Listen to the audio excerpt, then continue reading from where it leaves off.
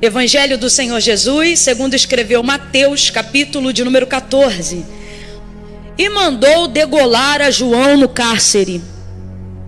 E a sua cabeça foi trazida num prato e dada à jovem, e ela levou a sua mãe.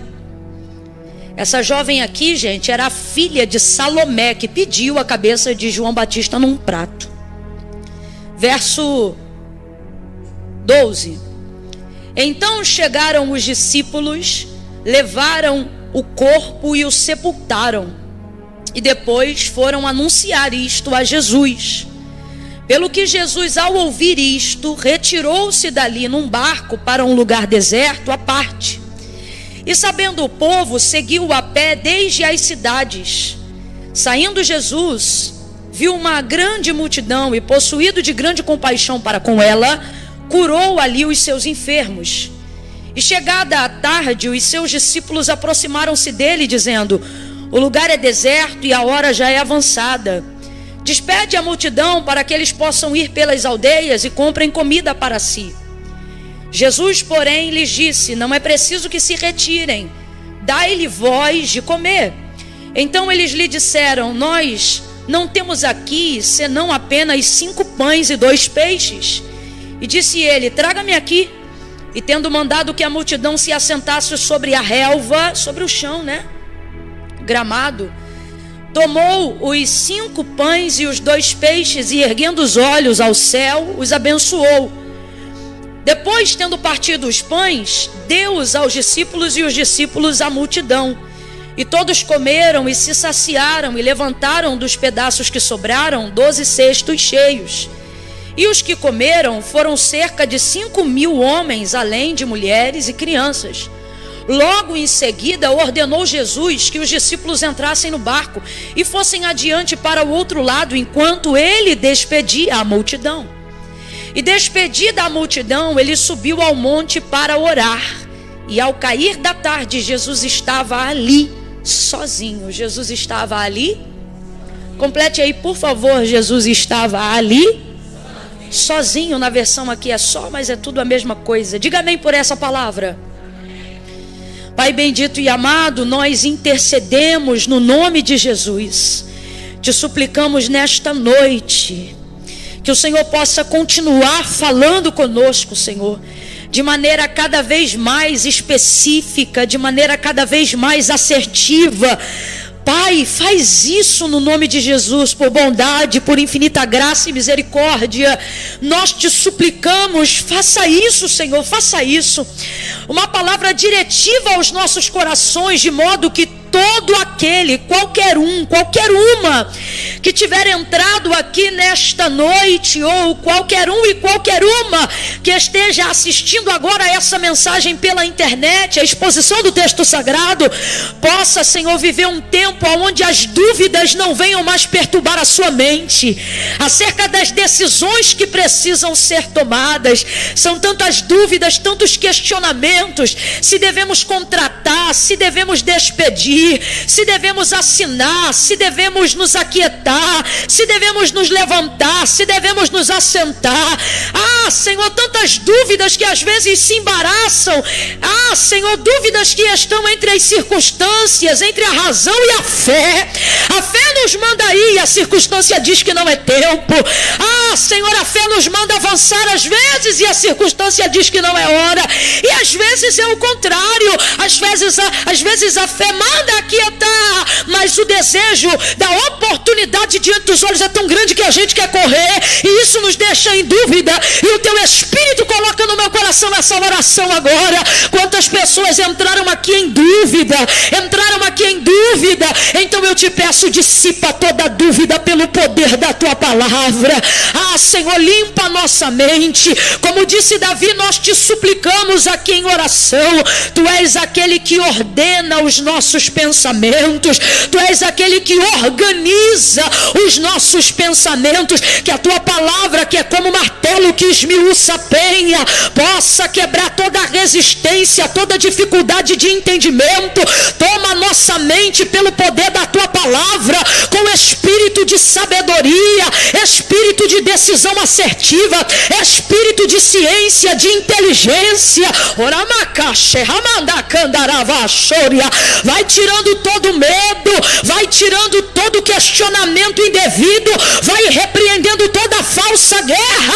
Cumpre o que tu disseste que faria quando me chamaste ao santo ministério da palavra, dizendo que cativos seriam libertos, dizendo que pessoas oprimidas seriam livres, dizendo que haveria cura do corpo, da alma, cura física. Pai, enquanto a tua palavra estiver sendo pregada, que o Senhor possa passar o teu povo em revista e fazer aquilo que lhe apraz pelo poder da tua palavra. Nós oramos agora ao Deus que tudo pode, porque desde a antiguidade com o ouvido não se ouviu e nem com o olho se viu um Deus como o Senhor, que trabalha, trabalha, trabalha, trabalha, trabalha, trabalha, trabalha, trabalha, trabalha, vai trabalhando para a glória do teu nome, Senhor. Não é uma exigência, é uma súplica de um coração que depende de ti e que não pode fazer nada sem a tua direção.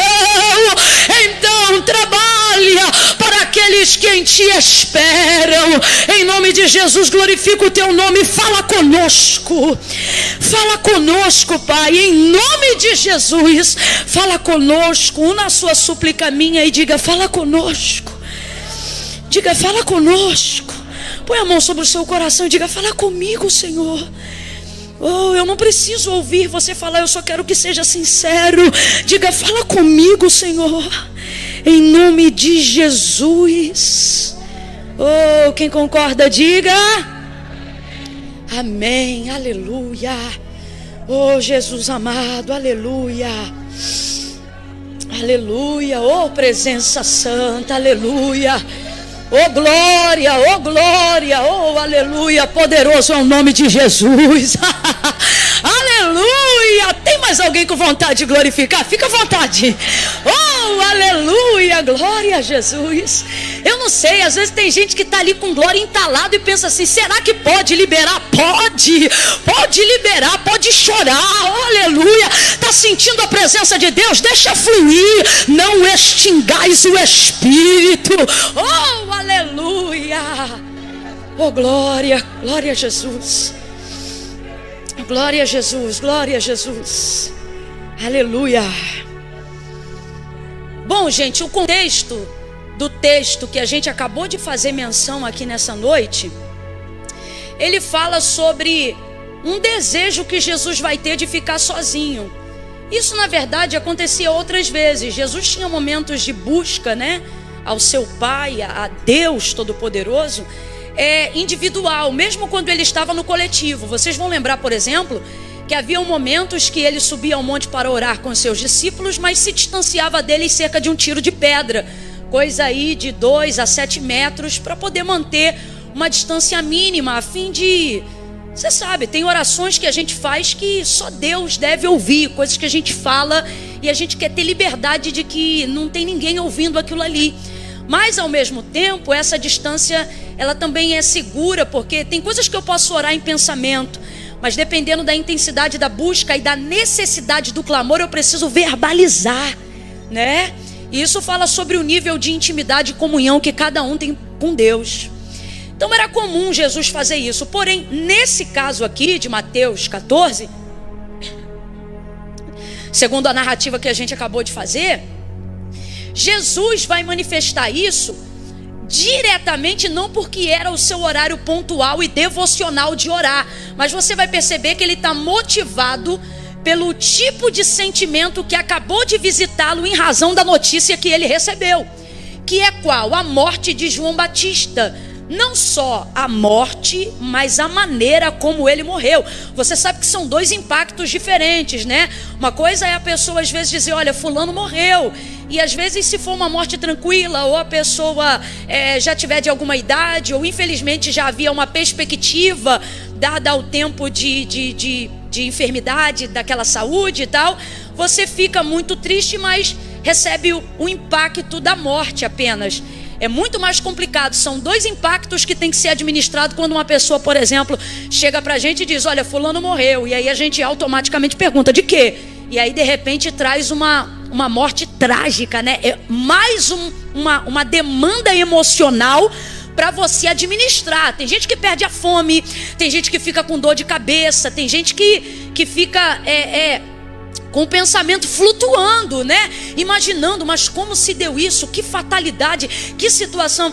Então Jesus, na sua condição de verbo que se fez carne para passar por todas as situações que nós passamos. Então é muito triste quando a gente vê um crente, quando a gente vê um cristão, quando a gente vê um conhecedor da palavra de Deus, que fica na tentativa sistemática de diminuir as coisas que Jesus sentia por saber que ele era 100% Deus. Quando você faz isso, você negligencia parte da obra de Cristo. É como se você dissesse assim: mas ele não sentia dor de verdade porque ele era Deus. Mas ele não sofria tanto porque no fundo você sabe, ele era Deus. Eu vejo pessoas, por exemplo, que quando nós ministramos sobre elas uma unção poderosa, uma palavra profética, e depois nós trazemos a cobrança daquilo que foi liberado, mas não foi colhido, ou seja, daquilo que a pessoa podia ter feito, mas não fez. E a gente diz assim: olha, mas você não recebeu, mas você não deveria ter feito. Ah, mas na Bíblia diz assim: ah, mas eu não sou Jesus, mas deveria ser. E quando você coloca ele na condição de que você nunca vai poder fazer, é óbvio que isso não te iguala ao unigênito do Pai. Mas a única coisa que te dá condições de ser semelhante é o desejo de viver e de fazer exatamente o que ele fez, a despeito de quem você é. Então, é importante eu falar isso aqui antes de dar continuidade àquilo que Deus confiou ao meu coração, porque eu não quero que você diminua o sentimento de Jesus em relação à morte de João Batista só porque ele era o Filho de Deus. Porque esse mesmo Jesus aqui vai expressar a sua gratidão por João Batista, independente até da sua ligação parental, né? Uma vez que Isabel era prima de Maria e João Batista filho de Isabel e Zacarias. Então Jesus, em certa ocasião, vai dar testemunho de João Batista antes até da sua morte, quando os seus discípulos vão trazer notícia dele, porque João já estava encarcerado. Então João está nos delírios de um cárcere. Em momentos de dor, você sabe, a gente fala até o que não deve. E esse é um dos momentos de João. E aí João pega os seus discípulos e diz: procura ele lá e pergunta se é ele mesmo que nós estávamos esperando ou se nós devemos esperar um outro. João Batista mandou esse recado para Jesus pelos discípulos, quando ele pensou pelo fato de não ser visitado. Imagina, ambos são amigos, todavia um é Senhor. E agora João está encarcerado por amor da obra de Cristo e pela verdade com que preparava o caminho, mas Jesus não visita ele no cárcere. Então ele se sente ofendido, negligenciado, abandonado e manda um recado afrontoso. Só que isso a gente chama de delírios de um cárcere. Isso não diz quem João é, isso só diz como ele está. A gente tem que aprender a separar quem as pessoas são de como elas estão. Mateus capítulo 15, verso 21. Uma mulher que nem crente era, cananeia, grega, cirofenícia, ela consegue fazer essa distinção quando ela vai buscar a libertação da filha dela. Olha como ela clama a Jesus: filho de Davi, tem misericórdia de mim, que minha filha está. Olha o que ela está dizendo: o fato dela estar endemoniada não muda quem ela é. Como ela está endemoniada, mas quem ela é? Minha filha. Oh, e ela recebe vitória. Então quando esses discípulos procuram Jesus pela primeira vez, Jesus então vai dar uma resposta à altura, porque ele não deixa sentimento atrapalhar a missão. Irmãos, há uma primícia no reino de Deus. Há um tripé que sustenta a ideologia, se assim eu pudesse falar, do reino de Deus. E que tripé é esse? Justiça, paz e alegria no Espírito Santo. E justiça não está em primeiro lugar por coincidência nem por acaso. Está porque a primícia do reino de Deus é justiça. Então todas as vezes que sentimentalismo tentar evocar a justiça pelo sentimento, Deus não desce por causa disso. Não adianta você ficar gastando tempo da tua oração para falar falar das tuas mágoas. Não adianta você ficar gastando o tempo da tua oração para tentar se fazer de vítima o tempo todo. Quer manifestar justiça? Dobra o joelho e ora a palavra de Deus. Aí você vai mexer com o coração de Deus em seu favor. Deus vai corresponder à sua palavra. João Batista está pensando que vai comover ou com afronta ou com sentimentalismo. Jesus entrega na altura. Na verdade, Jesus entrega na cobertura. Ele engole as palavras de João Batista. Os discípulos de João chegam e dizem: olha, João está encarcerado. E ele pergunta se és tu mesmo ou se devemos esperar outro. Aí ele diz: diga para João que os cegos veem, os coxos andam, os surdos ouvem e os aleijados se levantam. Sabe o que ele está dizendo? Fala para João que eu não preciso responder quem eu sou. As minhas obras dizem quem eu sou. Manda ele perguntar para os cegos se sou eu. Manda ele perguntar para o paralítico se sou eu. Mas não precisava vir aqui tão longe. Era só ter dado uma voltinha no tanque de Betesda e João ia saber que sou eu. É mais ou menos isso que Jesus está fazendo. Então você vê uma relação de intimidade entre eles dois. Você vê uma relação de comprometimento entre eles dois. Agora, numa outra ocasião, Jesus vai dar testemunho. Na verdade, numa ocasião que antecede a sua morte, que é nesta que eu acabei de falar agora. E aí, nessa ocasião, ao ouvir isso, os discípulos de João Batista vão embora para levar o recado. Só que Jesus continua falando. É por isso que gente que vai embora antes do culto acabar perde muita coisa. Porque às vezes o que você ouviu e acha que foi tudo é só parte da entrega. Olha que coisa interessante. Nesse dia, eles ouviram isso e saíram, voltaram para João Batista. E só entregaram essa parte. Só que o texto diz que depois que eles saíram, Jesus continuou a falar. Dá uma dica para o teu irmão e diga: se é Jesus que está falando, fica até o fim. Você nunca sabe o que mais ele vai falar. Quando eles saem, Jesus diz assim: que vieste ver no deserto? Uma cana agitada pelo vento? Isso aqui é uma linguagem política. Jesus está dizendo: João não é massa de manobra. Ele não é cana agitada pelo vento. Porque a pessoa politizada, mesmo que seja um líder, ele tem que envergar de acordo com a tendência do povo. Ok? O povo quer a direita, ele tem que ir para a direita. O povo quer ir para a esquerda, ele tem que ir à esquerda. A política é o equilíbrio que se tem que ter para fazer a vontade de todo mundo. Então ele está perguntando: vocês estão achando que João Batista é o quê? Um líder político? Porque em razão da autoridade que ele tinha, Israel nutria essa esperança de que João Batista poderia ser o líder, abre aspas, governamental, que poderia tirar Israel do fato de ser subjugado por Roma. Então ele já vai deixar claro, ele está dizendo: ei, ele atrai a massa, ele tem autoridade, ele tem espírito de liderança, mas não é para ser político. O que vieste ver, cana agitada pelo vento? Ele não é cana agitada pelo vento. Aí Jesus diz assim: esses estão nos palácios trajados com vestes reais. Ele está dizendo: vocês querem um príncipe político? Vão para a câmara. Vocês querem um príncipe político? Vão para o sistema. No deserto ele diz: João é meu profeta. Agora ele diz: se viestes ver um profeta, João Batista não é só profeta não. Aí ele vem e começa a falar bem de João Batista. Mas João Batista soube? Porque quem trouxe o recado não ficou até o final. Isso dá outra mensagem, mas vamos correr aqui. Ele dá continuidade e ele diz: João Batista é mais do que um profeta. É para mim como um anjo. Olha isso, gente.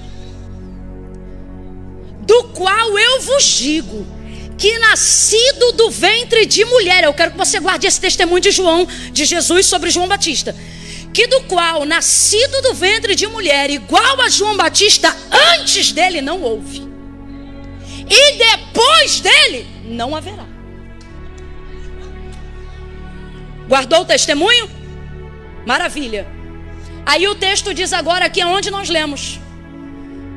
Chega a notícia, os discípulos de novo, provavelmente aqueles que encontraram pela primeira vez, e trazem a notícia: João Batista morreu, foi degolado e nós já o sepultamos.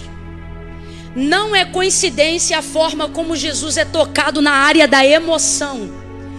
Preste atenção, não é horário da entrega da devoção, mas dependendo de como está atacada a sua emoção, você ora em hora que não é para orar. Sim ou não? Você busca em lugares que não tem costume de buscar. Quem aqui, movido pela necessidade, já orou em banheiro? Recebeu uma notícia ou estava na promessa de um propósito de entrega para Deus, teve que entrar aonde deu e às vezes foi o banheiro. Então, só para você entender o que está acontecendo aqui, é algo que não estava no cronograma devocional, mas em razão do impacto da notícia, houve a necessidade de uma busca inesperada. Jesus é maravilhoso. Ele dá para a gente o comportamento que você tem que manter quando notícia ruim chegar. É notícia ruim, primeira coisa que você faz é ligar para alguém. Notícia ruim, primeira coisa que você faz é ir para o Facebook se sentindo triste. Rapaz, Jesus está dizendo, notícia ruim chegou, vá orar.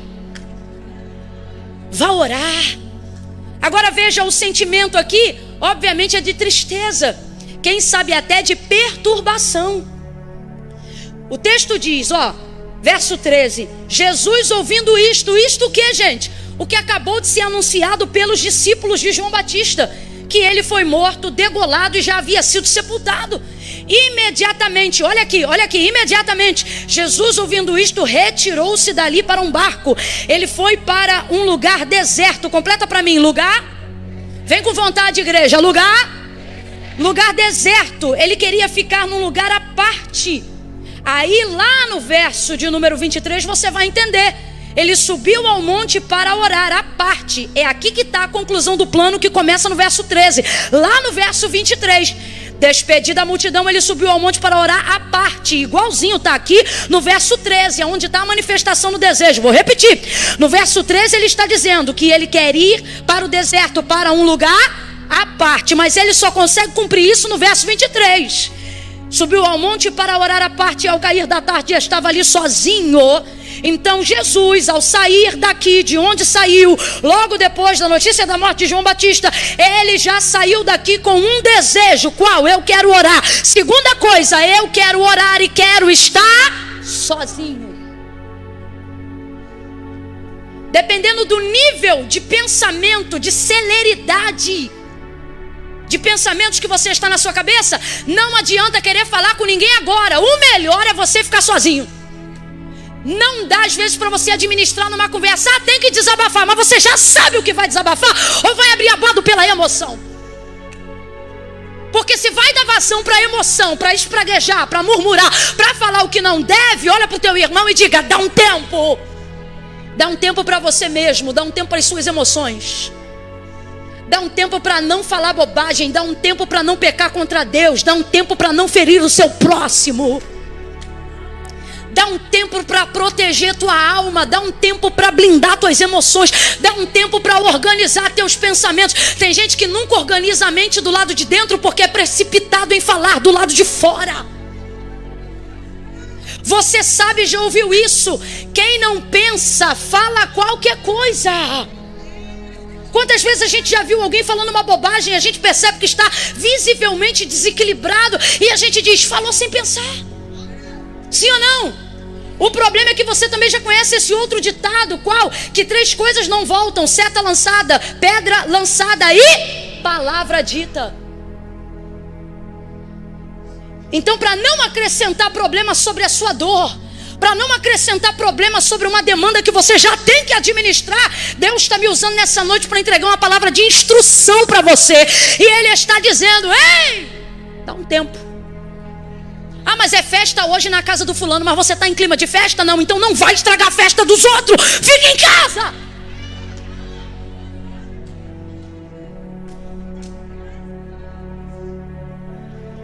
Vai para um lugar à parte. Vai orar sozinho. É um desespero tão grande de ligar para o seu guru gospel. Fulano, acabou de acontecer isso, ora por mim. Escuta o que eu vou lhe dizer. Que na busca da organização dos pensamentos, nem todas as orações que fizerem por você têm o poder de substituir a oração que só você pode fazer por si mesmo.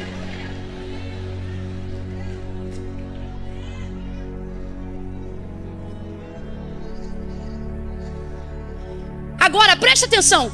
Por que negligenciar o que eu sinto se nem Jesus negligenciou o que sentia? Que bobeira é essa de que a gente não pode sentir? Que tem que estar de cabeça erguida o tempo todo, de que não pode sentir dor, de que não pode sentir tristeza. Ah, é porque eu sou do ré, ah, é porque eu sou do pré-voar, ah, é porque eu sou do manto, do remanto, e não é gente, não. Então que Deus te recolha logo, bem rápido, para que você não passe as aflições que Jesus disse: no mundo tereis. Ah, mas ele disse tem bom ânimo. Ele disse tem bom ânimo. Tem bom ânimo sobre as aflições. Ter um ânimo depois de um problema não furta de mim o sentimento de ter sido impactado pela dor. Pelo contrário, o sucesso de uma emoção bem gerida só é de fato sucesso depois que você administra não o sucesso, mas a dor. Jesus sai de onde está e agora ele decide ficar sozinho. Irmão, vá ver a vida dos grandes homens de Deus que foram extremamente bem-sucedidos com o homem, mas principalmente com Deus. Eles eram pessoas que tinham tempo com Deus a sós. Eu não me lembro agora qual foi o escritor, mas é um filósofo, crente, cristão, e ele disse o seguinte, que quem passa o tempo todo com todo mundo não tem com Deus nem um minuto. E é verdade, na ânsia de não querer demonstrar para as pessoas os nossos problemas, na ânsia de não querer administrar a nossa própria vida, a gente quer o tempo todo rindo, brincando para manter o status, para manter o carisma, para manter a popularidade, e já está em frangalhos a alma, está todo quebrantado por dentro, e você pensa, não, mas eu tenho que estar, não, mas eu tenho que fazer, e o Senhor está dizendo, você está pensando que está se guardando, mas está virando um sepulcro caiado. Você quer estar o tempo todo em todo lugar, você quer estar com todas as pessoas, não pode faltar a confraternização da empresa, porque quem não é visto não é lembrado, e começa com esse jargão de gente que tem necessidade de ser inconveniente, de ser entrão. Tem gente, irmão, tem gente que sabe fazer network, sabe fazer aliança, mas o que tem de oportunista achando que sendo inconveniente vai conseguir porta aberta, tudo porque não pode ficar só, tudo porque não pode falar com Deus só. Eu conheço gente que está na igreja direto, não falta culto, mas em casa não ora.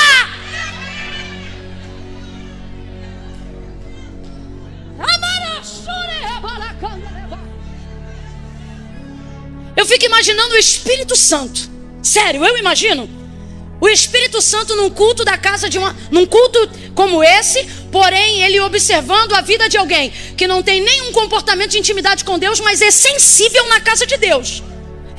Tipo assim, não ora em casa, não dá glória em casa, não bota um louvor em casa, não lê a Bíblia em casa, não faz nada relacionado a Deus em casa, mas quando está na igreja sente a presença. Quando está na igreja fica arrepiado, sabe falar em língua, mas em casa você não vê ele falando uma língua. Ele aguenta ficar 2 horas de culto, se virar vigília ele emenda, mas não sabe o que é dobrar o joelho 15 minutos para fazer uma oração em casa. Aí parece que eu fico imaginando o Espírito Santo nesse culto, olhando esse camarada, olhando essa filha de Deus e dizendo, rapaz, que interessante, em casa tu não fala comigo, mas aqui, hein? Alguém quis incutir na nossa cabeça que solitude é fracasso, solitude é coisa de gente bem resolvida. Tem gente que acha que só pode ficar bem se estiver no meio do povo, só pode ficar bem se estiver no meio da multidão, só pode ficar bem se estiver no meio dos flashes, só pode ficar bem se a palavra for a dele na mesa. E o Senhor está dizendo, ei, a melhor forma de você ficar bem não é dependendo da emoção dos outros para alimentar a tua, mas é você estando tão bem com Deus que não importa onde você está, não importa a mesa que você vai se assentar, mas você não pode negligenciar as suas emoções. Até quando você acha que a sua espiritualidade vai arrebentar com a tua humanidade? Até quando você vai cultivar a ideia que se for espiritual não pode ser humano? O Filho do Deus vivo ouviu que o amigo, porque ele disse anjo, ele disse profeta, mas a relação dos dois era de amigo. Perguntaram, João Batista, tu és o Cristo? E ele disse, não sou. Então tu és Elias? Ele disse, também não. Se tu não é do Antigo Testamento, estou parafraseando, e também tu não é do Novo, quem é você? Sou o homem do meio. Porque ele não se configura como novo, não entra totalmente no ministério da nova aliança, mas é o precursor do ministério. Também não é do Antigo Testamento, apesar de ter andado na boca de Isaías. Então quando perguntam, se você não é, para traduzir, nem antigo nem novo, você é quem? Aí ele não diz profeta, não diz nada disso. Ele diz, eu sou o amigo do noivo. Quem está entendendo essa sensibilidade, gente? Aí você entende por que lá na frente, depois de muito tempo, os discípulos conseguiram o que João Batista conseguiu de cara. Porque depois de muito tempo, Jesus diz assim, agora já não vos chamo mais servos. Por quê?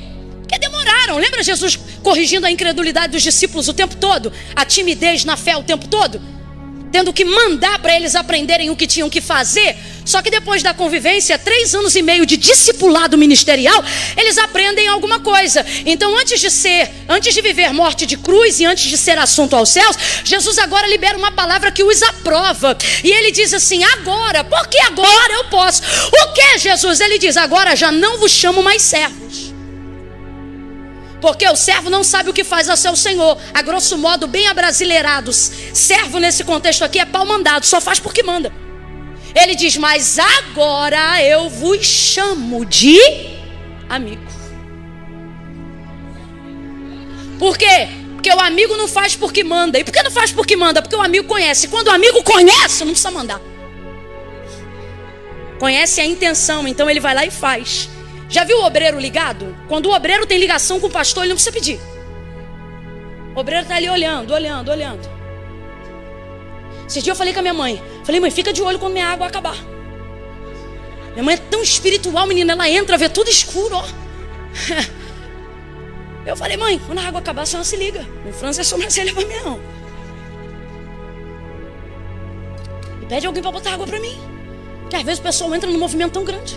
Agora tem igreja, irmão, tem igreja que a gente chega para ministrar, e eu posso falar isso aqui, que os nossos obreiros são bem treinados para isso. A gente tá aqui, se a água esquentar muito, no meu caso não precisa que eu bebo ambiente. Agora, se esquentar muito, tem obreiro ligado, vai lá e troca a água, nem bebeu, mas vai lá e troca, né, Júnior?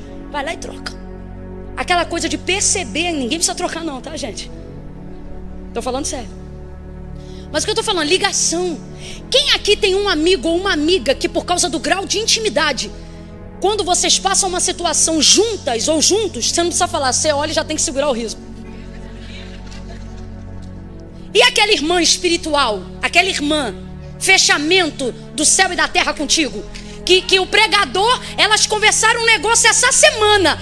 Aí o pregador vem e traz o mistério, a revelação do que elas conversaram. Aí elas ficam assim no canto,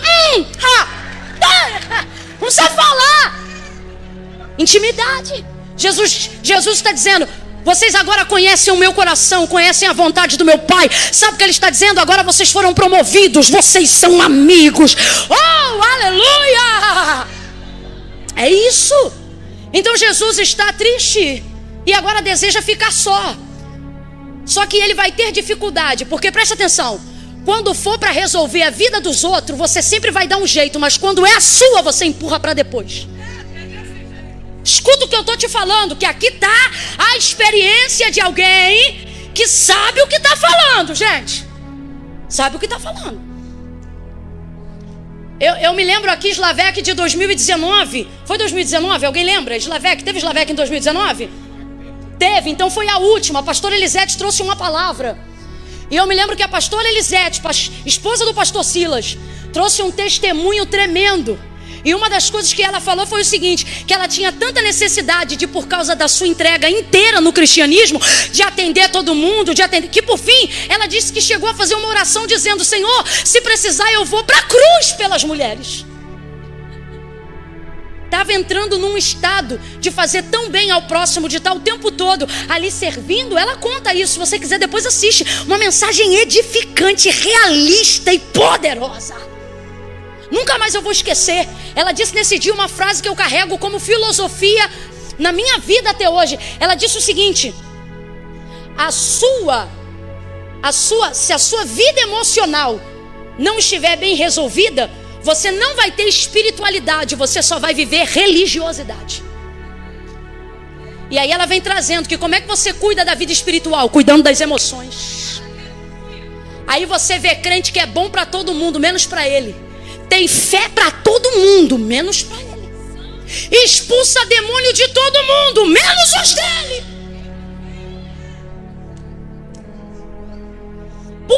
agora eu vou falar aqui num termo, num exemplo que todo mundo vai entender. Porque a gente é assim, proativo para abençoar o outro. E tem uma série de vertentes do porquê alguém é motivado a fazer isso. Pode ser para agradar a Deus, que assim seja. Pode ser por altruísmo, às vezes nem é crente, mas se sente bem fazendo bem ao próximo. Mas pode ser também o suborno de uma culpa. Já que eu não posso cuidar de mim, eu me sinto cuidando dos outros. E às vezes, por mais bonito que isso pareça, na real o nome disso é autossabotagem. Se eu fizer isso sistematicamente negligenciando a mim, não estou cumprindo nenhum dos dois pontos, por mais que eles sejam verdadeiros e ainda que sejam cristãos. Porque a própria orientação de Cristo é amar o próximo. E qual é o parâmetro? Quem lembra? Qual é o parâmetro? Então você tem tempo para todo mundo, ajuda todo mundo, mas quando é você, joga para semana que vem. Mês que vem eu vou. Ano que vem eu faço. Depois eu entro. Nem para ganhar presente você consegue ser abençoado. A pessoa chega para você e diz assim, ó, você ganhou um pacote no spa. O dia passa, você só vê depois, porque você se negligencia. Você é bom para todo mundo, mas não consegue organizar a sua vida. E eu vou falar aqui rasgado, porque Deus está falando comigo. Você já está fazendo isso há tanto tempo que quando você faz bem a si próprio, você não se sente bem, você se sente culpado. Porque você acha que não deveria usar esse tempo para fazer isso por você. Só que no final, não tem sucesso. O que tem é dor. E aonde poderia ter sido resolvido com solitude, entra a solidão. O que é solitude? Respeitar momentos a sós. Vamos lá, o que é solitude? Momentos? Não é uma vida, é só um. Agora, o que é solidão? Permanência do estado só. Solidão traz depressão. Solidão traz tristeza. Solidão traz opressão. Então presta atenção. Jesus não está saindo de onde está saindo para ficar solitário, no sentido de viver solidão. Ele está indo ficar só, porque ele quer viver solitude. Momento de ficar só. Não é vida, é apenas um. Tem gente que está com a vida desgraçada porque não está entendendo os momentos. E hoje Deus me trouxe aqui para te dar essa instrução. E o Espírito Santo te confronta em amor, dizendo: até quando você vai negligenciar você? Até quando você vai se suprir de bem?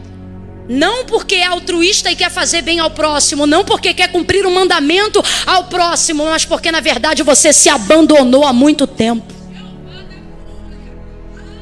O Senhor está dizendo: eu te amo. O Senhor está dizendo: eu te fiz espírito, alma e corpo, e eu respeito os três. Eu cuido dos três. Eu alimento os três. Eu movimento os três. Eu manifesto os três. Eu não quero você um crente que mal fala português, de tanto que fala no Espírito Santo, mas se precisar sentar-se uma mesa com amigos, não sabe se comportar, porque você negligenciou a comunhão há tanto tempo, que já não sabe viver num âmbito social. Deus está dizendo: alguém, eu vou te dar amigos, eu vou te dar saúde para a tua alma, eu vou colocar companheiros espirituais do teu lado, eu vou trazer saúde para o teu lado espiritual, e eu vou te ensinar que pode ser crente cheio do Espírito Santo, mas tem que ir no médico, tem que ir no ginecologista, tem que ir no proctologista. Eu vou te mostrar que eu não quero a sua alma em detrimento do teu corpo, mas eu quero espírito, alma e corpo, tudo na minha presença, funcionando em harmonia. Olha de novo para quem está do teu lado, debaixo dessa palavra profética, e diga para essa pessoa com a mão estendida assim: olha, dá um tempo. É um momento. Rapaz, um momento pode resolver um ano. Um momento às vezes pode mudar um mês. Gente, um momento pode mudar uma decisão. Um momento. Quem aqui já se sentiu impelido pelo Espírito Santo para orar num momento, abre aspas, inadequado? Tipo assim, já aconteceu comigo. Eu estou refogando arroz. Isso já tem tempo. Mas estou eu refogando o arroz. Porque o acusador está aqui na minha frente, né? Então, eu estou ali refogando o arroz. Daqui a pouco o Espírito Santo diz assim para mim: vai orar agora. Na verdade não é um verbo, não é uma palavra. É uma certeza, uma convicção, né? Que te impele. É uma necessidade que te consome. Mas é boa, não é ruim. Não é uma gastura, não é uma gastrite. É um desejo desenfreado. Parece uma paixão. Só que assim como paixão é um momento. Já aconteceu, experiência minha, de eu estar ali refogando o arroz, sentir isso e pensar assim: deixa eu só botar a água, colocar a tampa, porque aí eu já sei que enquanto eu estou de joelho, né? Olha aí, eu querendo adiantar meu lado. Já aconteceu comigo. Eu tô dando esse exemplo bobo, mas você vai entender a coisa séria. Nessa que eu penso, vou só jogar água e botar a tampa, cadê o desejo? Cadê aquelas palavras bonitas? Cadê aquela sensação que parece que a jaca está na garganta com choro contido? Passou. Cadê aquilo tudo que estava acelerado na minha mente de palavras que eu nem sabia como orar, mas Ele me deu? Passou. Aí, dando uma de que acho que sou obediente, boto a água, coloco a tampa e vou para o joelho. A sensação é assim, ó. Cri, cri, cri. Você pode levantar a voz, você pode falar a palavra bonita, você percebe, quem tem maturidade sabe quando perde o momento. É como se o Espírito Santo dissesse: pode orar, vou te abençoar, mas você perdeu o... E por que a gente perde esse momento? Porque eu tenho que organizar a minha vida, porque eu tenho que botar as crianças para a escola, porque eu tenho que limpar o carro, porque eu tenho que atender o telefone, porque eu tenho que responder uma mensagem urgente no WhatsApp. Então eu não posso atrasar meu lado para ajudar o Espírito Santo. Só que o Espírito Santo está dizendo: minha filha, duas coisas. Primeira, ninguém me atrasa. Segunda, só eu que adianto o teu lado, garota.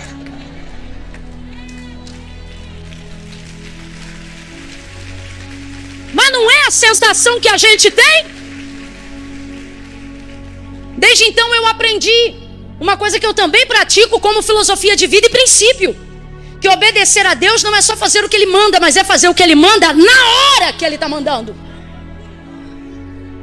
Perde o ímpeto, perde a alegria, perde o ânimo, porque não entendeu. Agora, qual é a grande revelação aqui para a aplicação da minha vida e da sua? Quem está me ouvindo, diga amém.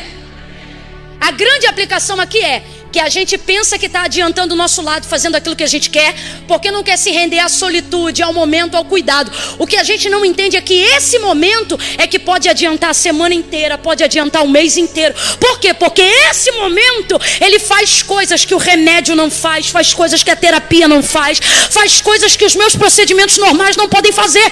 Mas a necessidade de querer ser perfeita ao meu modo, a necessidade de querer ser perfeito ao seu modo, irmão, está te fazendo atrasar seu próprio lado, achando que o Espírito Santo não é de fato quem Jesus falou. E Ele disse o quê? Que Ele era cooperador.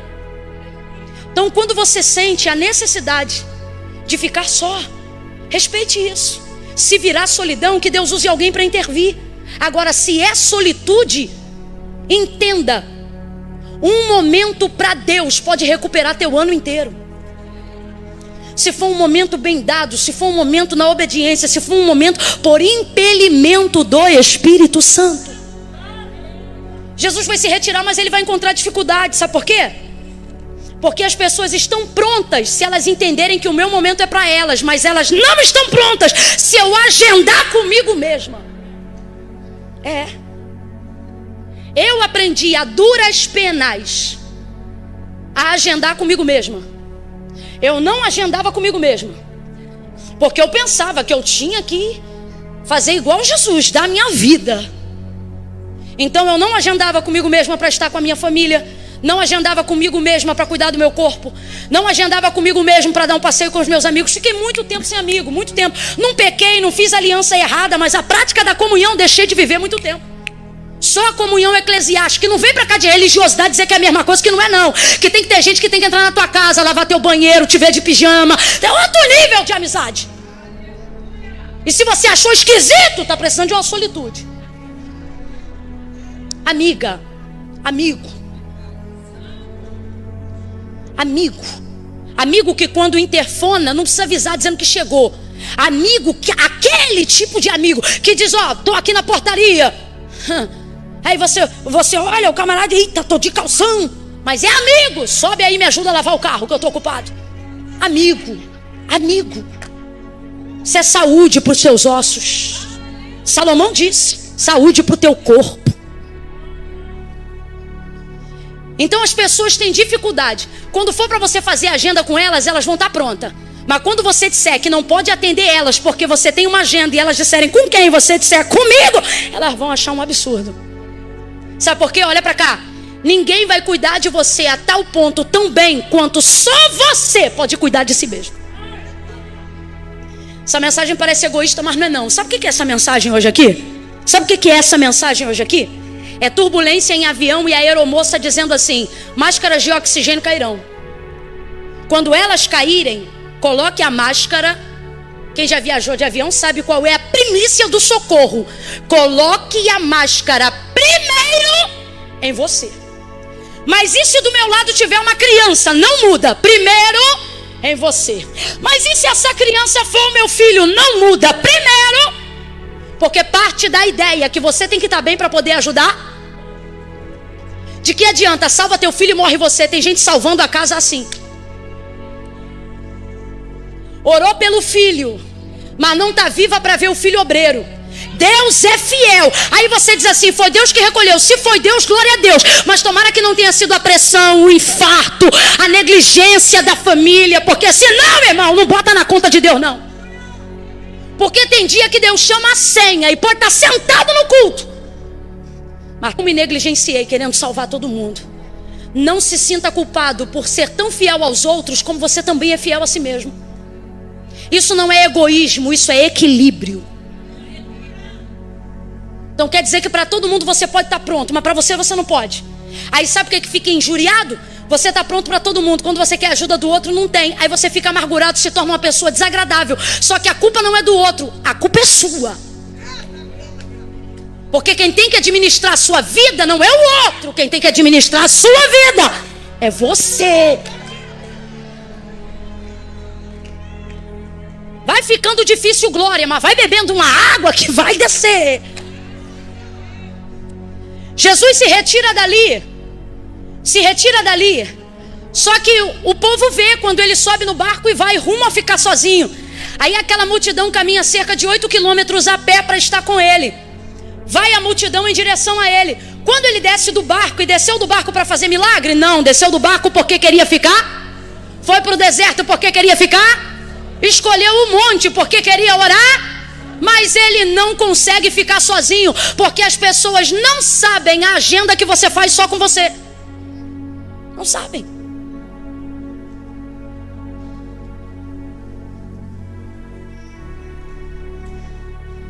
Jesus sai. Quando tira o pé do barco, uma multidão. Ele não aguenta. O texto diz que vendo o rosto deles, fome, deficiência, carência, porque ele vê tudo isso nos nossos olhos.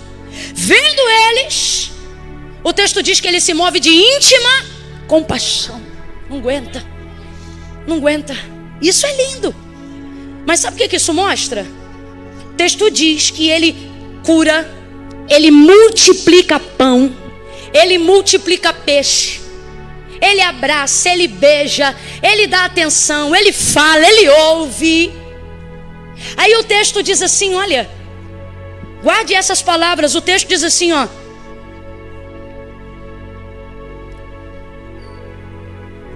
Verso de número 20. O verso é o número. O texto diz assim: e todos comeram e se saciaram. E todos comeram e se. Todos quem? Os que comeram. Porque tem alguém ali no meio da multidão que não está saciado. Quem é? Tem alguém ali que ainda não está satisfeito. Quem é? Porque não foi ali nem para comer pão, nem para comer peixe. Foi ali porque queria ficar. E ele ainda não conseguiu. Então isso significa que todos estão saciados, menos. Porque o que você faz pelos outros é muito bom, mas não tem o poder de negligenciar o que você precisa fazer por si mesmo. Saciou a todos. Mas o texto diz que levantando-se dali, despediu os discípulos. O que ele fez? Ele fez de trás para frente. Olha o que ele fez. Ele despediu primeiro os mais íntimos. Por quê? Porque os mais íntimos é mais difícil de despedir. Ele despediu os discípulos. Agora olhe a situação. Quando você compreende que é tempo de solitude, essa é uma das partes mais difíceis de administrar a maturidade da sua emoção. É quando você percebe que quem mais te ajuda não pode viver aquele momento com você. Porque, irmão, mandar embora inimigo é fácil, não precisa nem pedir. Obreiro que pede carta e é atribulado, a gente não fica triste, a carta dele já é resposta de oração que a gente estava fazendo para ele ir embora sem confusão. Agora, mandar embora quem ajuda a gente a lavar banheiro, quem passa a roupa da gente, quem come com a gente, apoia a gente, quem quando nós estamos tristes olha pra gente e não fica assim, não, se anima, se levanta, é complicado. É complicado. Mas às vezes a única forma de você entrar em outro nível com Deus é não equiparando aos outros coisas que você só deve viver com Deus. Tem amigos que por conseguir viver determinadas coisas com eles, você está dando a eles coisas que você só deveria dar como primeiras notícias. Eu já vi o Espírito Santo, isso aqui é pessoal, triste comigo, porque eu recebi uma boa notícia que foi pedido de oração. E na hora de contar, eu trouxe para quem não tinha nada a ver antes de falar com ele. Pela minha intimidade com o Espírito Santo, ele revelou para mim. Fiquei triste com você, rapaz, eu fiquei arrasada. Fiquei arrasada, porque eu falei, é verdade. E às vezes a gente quer ocupar esse tempo para poder, na verdade, não trazer aquilo que se deve e a quem se deve. Jesus então despediu os amigos íntimos, os discípulos. E depois ele mesmo despediu a multidão. O que é isso? Significa que ele não terceirizou aquilo que só ele podia fazer. Às vezes a gente quer terceirizar aquilo que só a gente pode fazer. Tem gente, filho, isso aqui é difícil de ouvir, mas eu tenho que te falar. Tem gente que não é ninguém que vai mandar embora, é você que tem que mandar embora. Não, vou falar do jeito que Deus está mandando. Não adianta dobrar joelho e ficar orando todo dia. Senhor, faz ele embora, faz ele embora, faz ele embora. Se o Senhor não fez ele embora, então ele está dizendo, quem tem que mandar embora é você. Você não pode terceirizar o que só você pode fazer. Rompeu com essa demanda, mandou os discípulos, depois mandou a multidão. Aí o texto diz que agora, ao cair da tarde, ele conseguiu. E agora, ali, ao cair da tarde, vou fechar a Bíblia aqui, ao cair da, ele conseguiu ficar sozinho. Eu poderia falar da sua volta, poderia falar do barco, poderia falar da tempestade, mas eu creio que Deus ouviu a nossa oração antes de pregar, quando disse espírito de inteligência, espírito de sabedoria, quando disse uma palavra diretiva que dissipe as dúvidas. Então, a fim de não te dar muitas opções, eu vou parar aqui no versículo que diz, ao cair da tarde, ele estava ali só. Conseguiu. Você acha que você é muito bom quando está rodeado de gente? Bom de verdade e bem resolvido você está quando sozinho você se ama do mesmo jeito. Quando sozinho você não está na dependência de ficar correndo atrás de ninguém. É daí que a gente começa a compreender a maturidade, por exemplo, para quem chega lá por volta dos 30. Porque nos 18, 20, ela chega, mas você ainda quer ali, ó, novidade, populacho, galera. Mas nos 30, irmão, tem um filme legal, uma bacia de pipoca, um sofazinho legal. Alguém diz assim, fulano, tô aqui, tá todo mundo aqui. E a gente pensa, eu vou ficar aqui. Aí você fala, rapaz, eu envelheci. Você chegou a minha hora. Mas não é, porque é o nível de maturidade que você não precisa de adorno para ficar feliz. E às vezes não precisa ter pipoca, não precisa ter pijama confortável nem televisão, não. Às vezes é um quarto mesmo de oração. Tem coisa boa pipocando lá fora. Vem que estão dando desconto. Mas cara, você tá tão que você... Eu vou trocar esse ambiente aqui, nada. Aí fica ali com o Senhor. Enquanto tem alguém louco por alguém, você está amando poder ficar alguns momentos.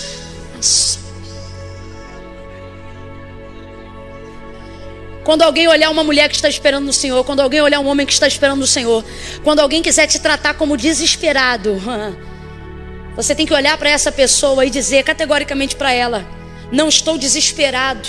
Mas você está sozinho? Pois é, e estou vivendo a bem assim. Não é porque estou carente, é porque sou bem resolvido. Estou bem resolvido. Sei o que eu quero, sei o que eu espero. E se não vier como eu quero, estou pronta para esperar e ser feliz enquanto espero. O texto diz que ele chegou ali e conseguiu ficar só. Nesse período só, irmãos, nesse período só, ele orou ao Pai. E depois de orar, voltou para o barco, encontrou os discípulos no meio do mar, andou por cima das águas. O que isso tipifica? Tipifica o antes e o depois de quem respeitou um momento. Antes tristeza, depois alegria. Antes situações emocionais que precisavam ser resolvidas. Depois, Jesus está tão bem, que o texto diz que ele vem andando sobre as águas no episódio dessa tempestade. E nessa tempestade, a tempestade não para enquanto ele anda. Ele continua andando. E outra, o texto diz que quando ele entra no barco, aí a tempestade para. Olha isso. Quando você está bem resolvido, as coisas não precisam melhorar para você chegar. Você caminha no meio da tempestade. Você caminha no meio do pega pra capá.